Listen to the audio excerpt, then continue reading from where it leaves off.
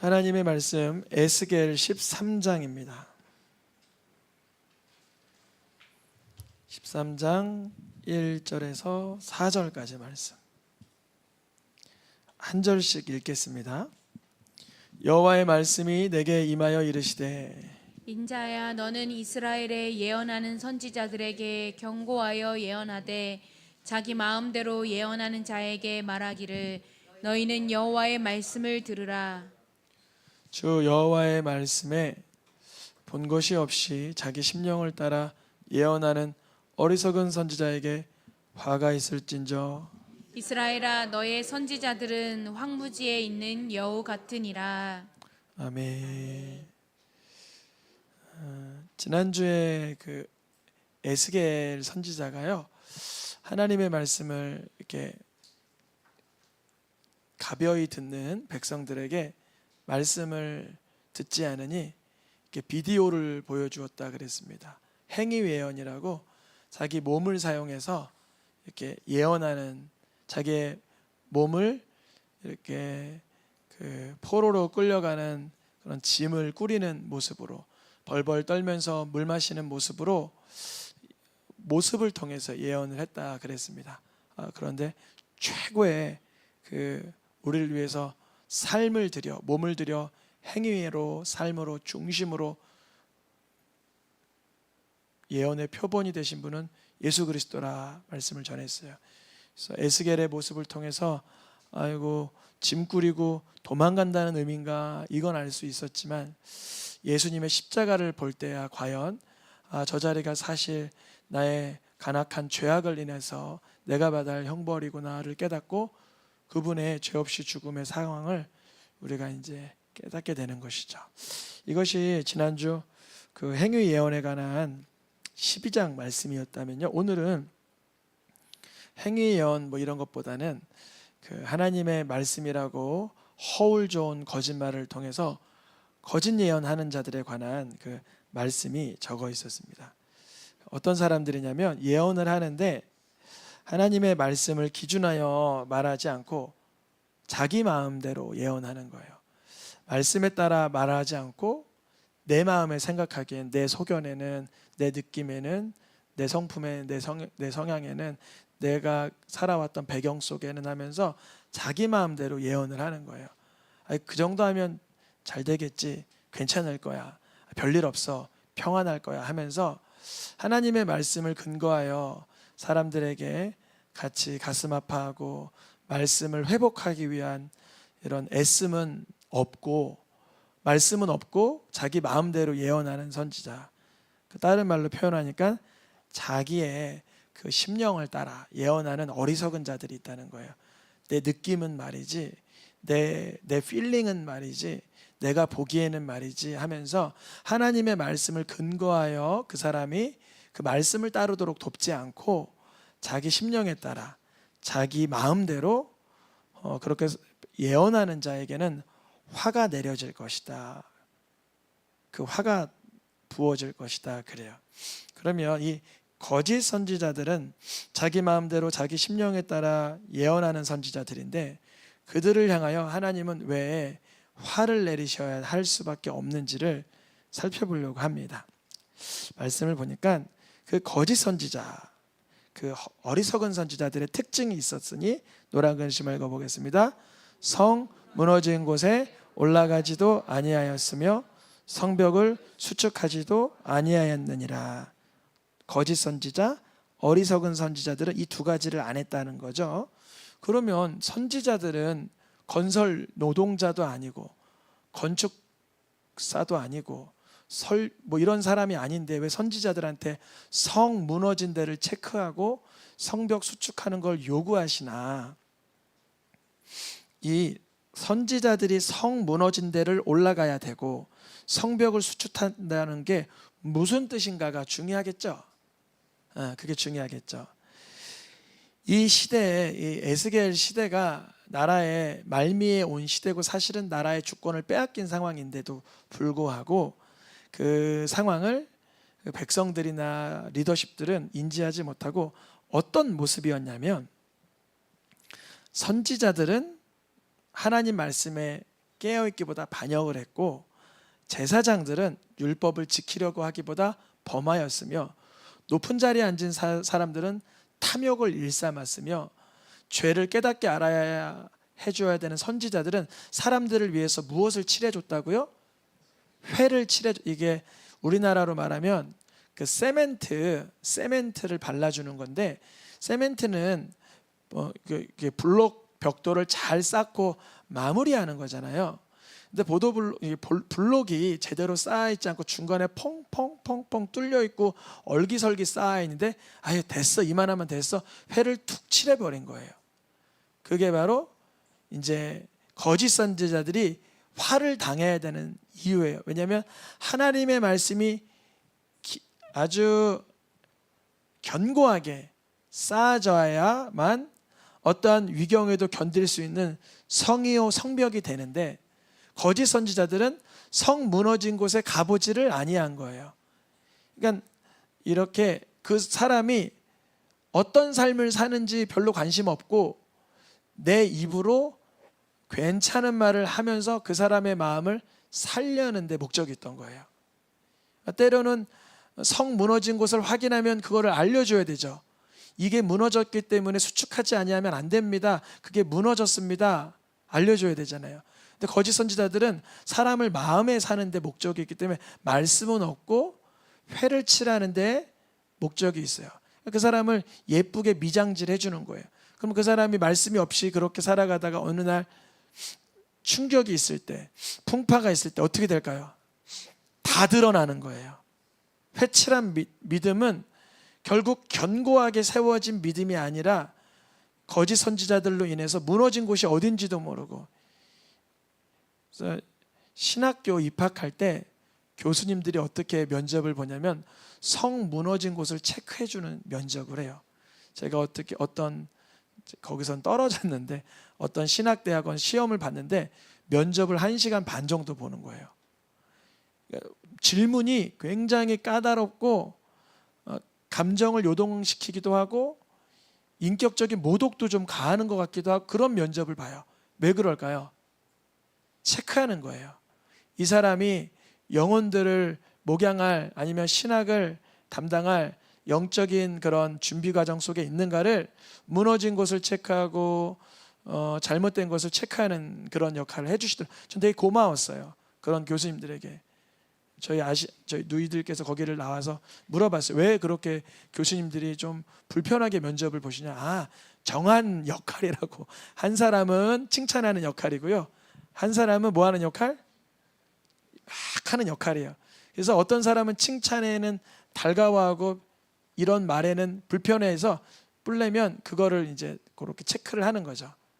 그러니까 어느 상황, 누가 나를 자랑해도, 누가 나를 칭찬해도 그거를 교만하게 자랑 삼지 않고, 누가 나를 흠잡아도 겸손하게 받을 수 있는 상태를 체크한다, 이렇게 하시더라고요. 근데 이렇게 성 무너진 곳에 올라가서 성벽을 수축하려고 하고 백성들의 그런 영적 상황을 이렇게 감지해야 될 선지자들이 그러지 못했다는 거예요. 그래서 하나님께서 이 백성들을 멸망하기로, 그러니까 예루살렘을 좀 폭파시키고 포로로 끌려가게 하는 이 과정 속에서 이 땅을 위하여 성을 쌓는 사람을 찾지 못했다는 거예요. 정말 그 성 말하는 게 아니죠. 느헤미야 시대에 물론 성벽 쌓았지만 이 에스겔 시대에 말하는 거는 그 선지자들에게 요구하는 그 성은 그 블록을 쌓아라, 이 뜻 아닌 건 아시겠죠? 예, 그 성을 쌓고 무너진 데를 찾고 하나님 앞에서 복된 선지자는 어떻게 해야 돼요?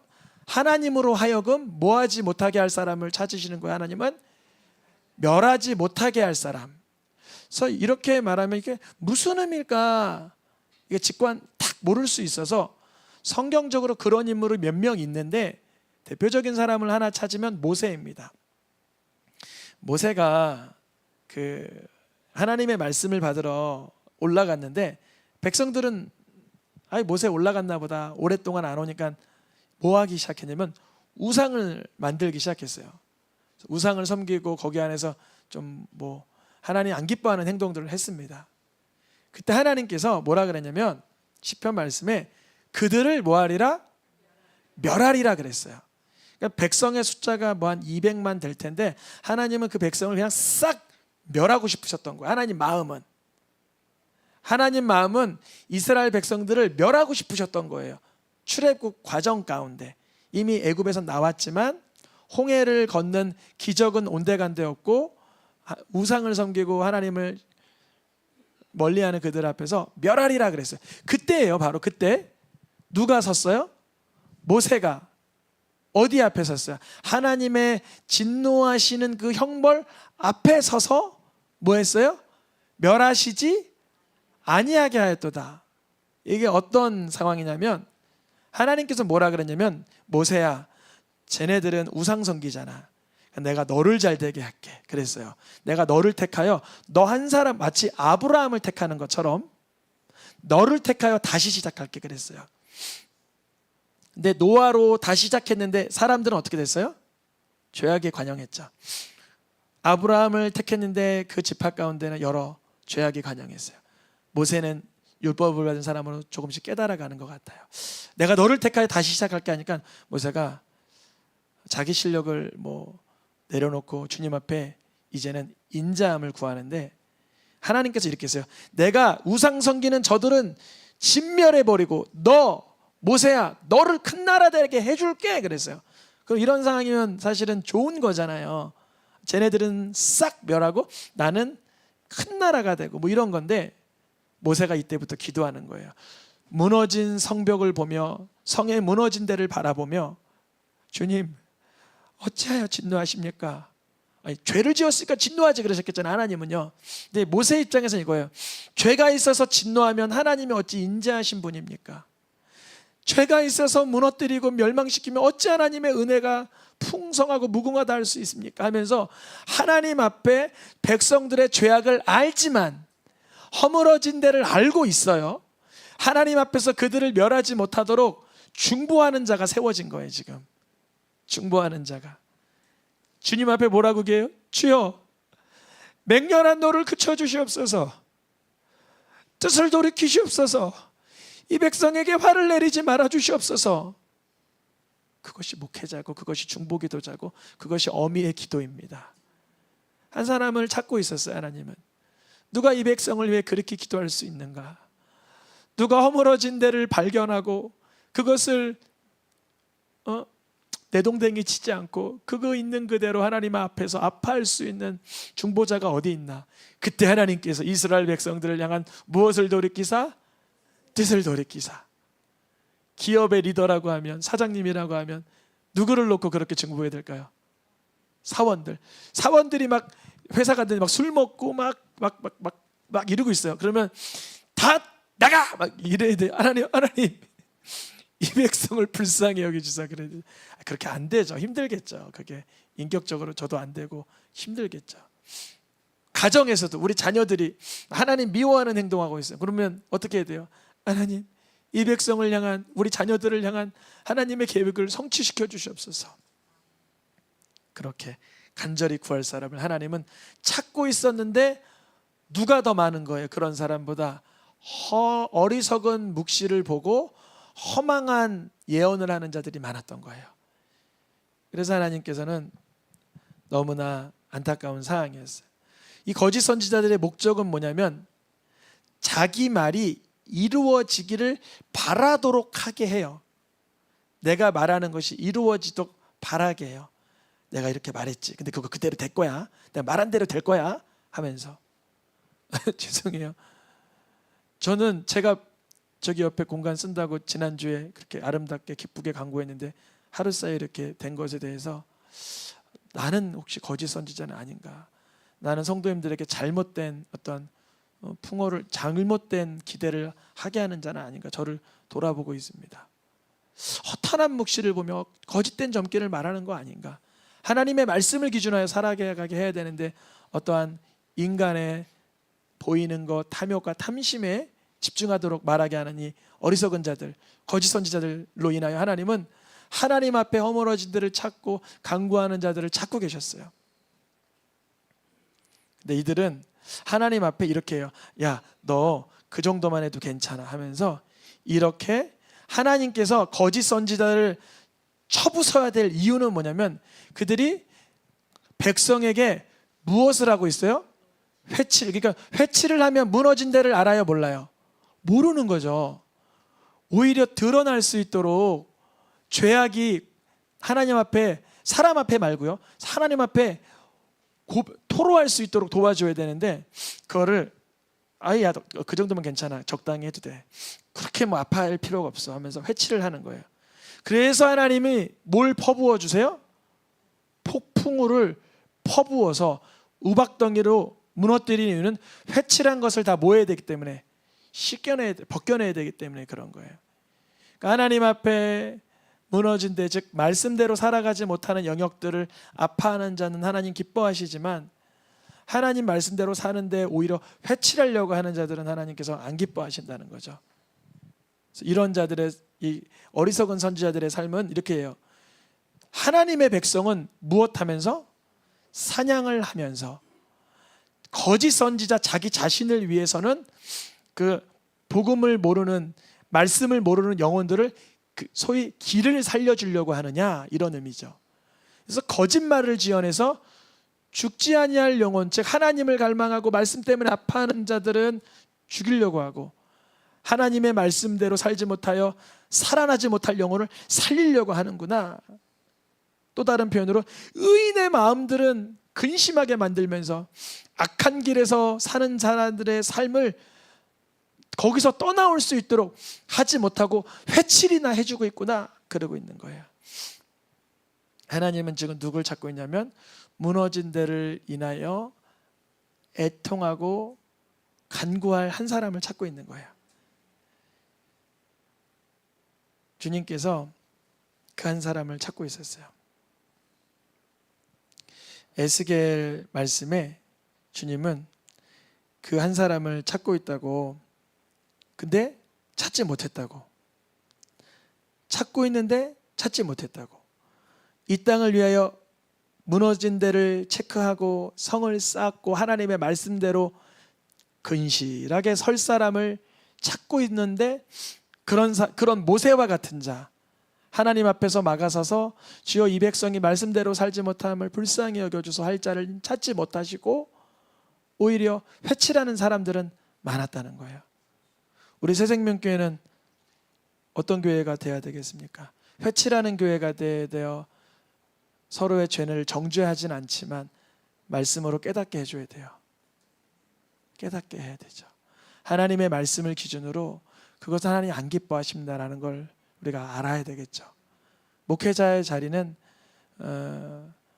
영적 제사장적인 역할도 주셨지만 선지자적인 또 사명을 같이 주셨습니다. 그래서 말씀이 선포될 때 내 속에 하나님께서 여기가 무너졌다고 하는구나 하면 그게 회복될 수 있도록 저도 우리 성도님들 위해서 아파하며 기도하지만 우리 성도님들도 그런 부분을 잘 영적으로 분별할 수 있기를 사모하셔야 됩니다. 하나님으로 하여금 멸하지 못하게 할 그 한 사람을 찾지 못했다. 그래서 이제 이 나라를, 남유다를 무너뜨릴 수밖에 없다 그래요. 주님께서 이때 어떠한 마음이셨냐면 그 한 사람이 없구나, 그 목자 한 사람이 없어서 이 백성들이 무너진 데를 알지 못하게 되고 목자가 없기 때문에 그냥 사단의 노략거리가 되고 이렇게 된 것을 아신 거예요. 그러니까 모세 시대에 모든 백성, 많은 백성들이 금신상 섬기고 있는 와중에도 감사하게도 그들의 생명을 위하여 자기의 생명을 내걸고 중보한 누가 있었죠? 모세가 있었죠. 자기 민족을 위하여 내가 그리스도에게서 떨어질지라도 기도한 자가 누구죠? 바울이라는 한 사람이 있었죠. 우리 새생명교회를 위해서 저부터 그런 자가 되기를 서원합니다. 하나님, 혹시 우리가 하나님 앞에 하나님 마음 아프게 해드린 거 있다면 그것을 발견케 하시고 이제 회칠하지 않고 고치게 해주시고 성령으로 충만하게 되게 해주시옵소서. 이 목자가 없기 때문에 반대로 자기만 먹는 탐욕스러운 목자들은 화가 있을진저. 대표적인 사람이 거짓 선지자, 어리석은 선지자들이었죠. 하나님은 보신 거예요. 하나님의 백성, 하나님의 자녀들을 구원하기 위해서는 하나님 앞에 서 있을 한 사람이 필요하구나. 모세 그리고 바울처럼 한 사람이 필요하구나. 그래서 에스겔 뒷부분에 가면서 이 목자가 없음을 하나님 가슴 아파하시면서 언젠간 하나님께서 친히 목자를 세워주시겠다 약속을 하세요. 노란 글씨 읽어보겠습니다. 내가 내 양을 찾아서 흐리고 캄캄한 날에 그 흩어진 모든 곳에서 그것들을 건져낼지니라. 그러니까 하나님께서 하나님의 양을 어떻게 하신다는 거예요? 찾으시고 건지시고 결국은 평안하게 쉴 만한 물가로 인도하여 누워있게 할지라. 이게 주님의 약속, 에스겔서에 나타난 주님의 약속이에요. 이런 일을 어떻게 하실까? 회칠하게 하는 어리석고 거짓 선지자들이 참 많은 이 에스겔 시대 하나님은 어떻게 하실 것인가? 주님은 약속을 하시기를 어떻게 약속을 하시냐면 그 목자는 한 목자인데 그 한 목자는 다윗이라고 불릴 목자라 그래요. 누구라고 불린다고요? 다윗이라고. 그래서 다윗이라고 불린 목자라는 그 뜻은 뭐냐면 다윗의 계복 가운데 나오신다는 그분이죠. 예수님이 자기 자신을 두고 이렇게 말씀하시는 거예요. 예수님의 음성을 들으면 한 무리가 되고 한 목자에게 있게 된다. 에스겔에서 주님이 약속하신 그 한 목자는 오직 예수 그리스도이십니다. 그러니까 한 목자는 사람이나 교주가 아니라 누구라고요? 예수 그리스도. 이거 단순하고 간단하고 명백한 건데 이걸 가지고 장난을 치는 수많은 이제 사이비 이단들이 있죠.